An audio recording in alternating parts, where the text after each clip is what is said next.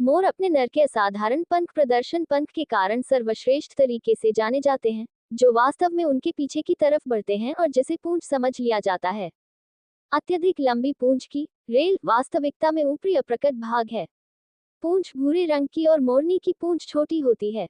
पंखों की सूक्ष्म संरचना के परिणामस्वरूप रंगों की अद्भुत घटना परिलक्षित होती है। नर की लंबी रेल पंख और टासल्स पर जीवन के दूसरे वर्ष के बाद ही विकसित होती हैं। पूरी तरह से विकसित पंख 4 साल से अधिक उम्र के पक्षियों में पाए जाते हैं। उत्तरी भारत में प्रत्येक के लिए यह फरवरी महीने के शुरू में विकसित होता है और अगस्त के अंत में गिर जाता है। हैरान भरने वाले पंख साल भर में रहते हैं। माना जाता है कि अलंकृत पंखों का प्रदर्शन यह मादाओं से प्रेमालाप और यौन चयन के लिए अपने पंखों को उठाकर उन्हें आकर्षित करने के लिए करते हैं। कई अध्ययनों से पता चला है कि पंखों की गुणवत्ता पर ही मादा नर की हालत का ईमानदार संकेत देखकर नर का चुनाव करती हैं। हाल के अध्ययनों से पता चला है कि मादा द्वारा नर के चुनाव में अन्य संकेत भी शामिल हो सकते हैं।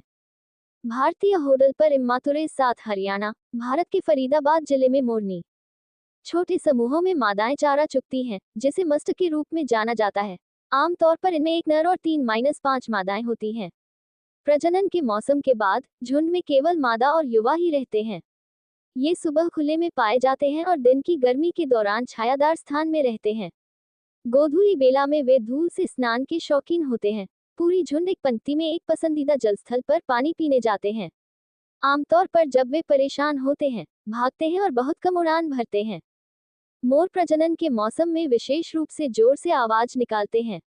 रात को जब वे पड़ोसी पक्षियों को आवाज निकालते हुए सुनते हैं तो चिंतित होकर उसी श्रृंखला में आवाज निकालने लगते हैं।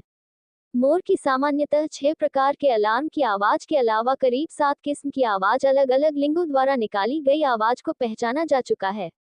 मोर ऊंचे पेड़ों पर अपने बसेरे से समूहों में बांग भरते हैं, लेकिन कभी कभी चट्टानों, भवनों या खंभों का उपयोग करते हैं। गिर के जंगल में यह नदी के किनारे किसी ऊंची पेड़ को चुनते हैं। गोधूली बेला में अक्सर पक्षी अपने पेड़ों पर बने बसेरे पर से आवाज निकालते हैं। बसेरे पर एकत्रित बांग भरने के कारण कई जनसंख्या इन स्थलों पर अध्ययन करते हैं। जनसंख्या की संरचना की जानकारी ठीक प्रकार से नहीं है। उत्तरी भारत जोधपुर के एक अध्ययन के अनुसार नरों की संख्या प्रति 100 मादा है, लेकिन दक्षिणी भारत इंजब में बसेरा स्थल पर शाम की गिनती के अनुसार 47 नरों के अनुपात में 100 मादाएं पाई गईं। प्रजनन एक प्रदर्शित करने के पुरुष के पीछे देखने छोटी पूंछ पंख दिखा। मोर बहुविवाही होते हैं और प्रजनन के मौसम फैला हुआ होता है, लेकिन वर्षा पर निर्भर करता है। कई नर झील के किनारे एकत्र होते हैं और अक्सर निकट संबंधी होते हैं। झील पर नर अपना एक छोटा सा साम्राज्य बनाते हैं और मादाओं को वहां भ्रमण करने देते हैं और हरम को सुरक्षित करने का प्रयास नहीं करते हैं। मादा किसी विशिष्ट नर के साथ नहीं दिखाई देती हैं। नर अपने पंखों को उठाकर प्रेमालाप के लिए उन्हें आमंत्रित करते हैं। पंख आधे खुले होते हैं और अधोमुख अवस्था में ही जोर से हिलाकर समय समय पर ध्वनि उत्पन्न करते हैं। नर मादा के चेहरे के सामने अकड़ता और कूदता है एवं कभी कभी चारों ओर घूमता है, उसके बाद अपने पंखों का प्रदर्शन करता है। नर भोजन दिखाकर भी मादा को प्रेमालाप के लिए आमंत्रित करते हैं। नर मादा के न होने पर भी ये प्रदर्शन कर सकते हैं। जब एक नर प्रदर्शन करता है, मादा कोई आकर्षण प्रकट नहीं करती और दाना चुगने का काम जारी रखती है। दक्षिण भारत में अप्रैल मई में, श्रीलंका में जनवरी मार्च में और उत्तरी भारत में जून चरम मौसम है। घोंसले का आकार उथला और उसके निचले भाग में परिमार्जित पत्तियां, डालियां और अन्य मलबे होते हैं। घोंसले कभी कभी इमारतों पर भी होते हैं और यह भी दर्ज किया गया है कि किसी त्यागे हुए प्लेटफार्मों और भारतीय सफेद गिद्ध द्वारा छोड़े गए घोंसलों का प्रयोग करते हैं। घोंसलों में 4-8 हल्के पीले रंग के अंडे होते हैं, जिसकी देखभाल केवल मादा करती हैं। 28 दिनों के बाद अंडे से बच्चे बाहर आते हैं। चूजे अंडे सेने के बाद बाहर आते ही मां के पीछे पीछे घूमने लगते हैं। उनके युवा कभी कभी माताओं की पीठ पर चढ़ाई करते हैं और मादा उन्हें पेड़ पर सुरक्षित पहुंचा देती है।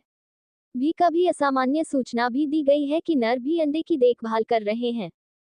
मोर मांसभक्षी होते हैं और बीज, कीड़े, फल, छोटे स्तनपायी और सरीसृप खाते हैं। वे छोटे सांपों को खाते हैं लेकिन बड़े सांपों से दूर रहते हैं। गुजरात के गिर वन में उनके भोजन का बड़ा प्रतिशत पेड़ों पर से गिरा हुआ फल जिज़िफस होता है। खेती के क्षेत्रों के आसपास धान, मूंगफली, टमाटर, मिर्च और केले जैसे फसलों का मोर व्यापक रूप से खाते हैं। मानव बस्तियों के आसपास ये फेंके गए भोजन और यहाँ तक कि मानव मलमूत्र पर निर्भर करते हैं। मृत्यु दर कारक। अपने जंगल में मोर 1907 में थायर सुझाव दिया है कि अलंकृत पूंछ छलावरण के लिए एक सहायता था। वयस्क मोर आमतौर पर शिकारियों से बचने के लिए उड़कर पेड़ पर बैठ जाते हैं। तेंदुए उन पर घात लगाए रहते हैं और गिर के जंगल में मोर आसानी से उनके शिकार बन जाते हैं। समूहों में छुपने के कारण यह अधिक सुरक्षित होते हैं क्योंकि शिकारियों पर कई आंखें टिकी होती हैं। कभी कभी वे बड़े पक्षियों जैसे ईगल हॉक स्थाई और रॉक ईगल द्वारा।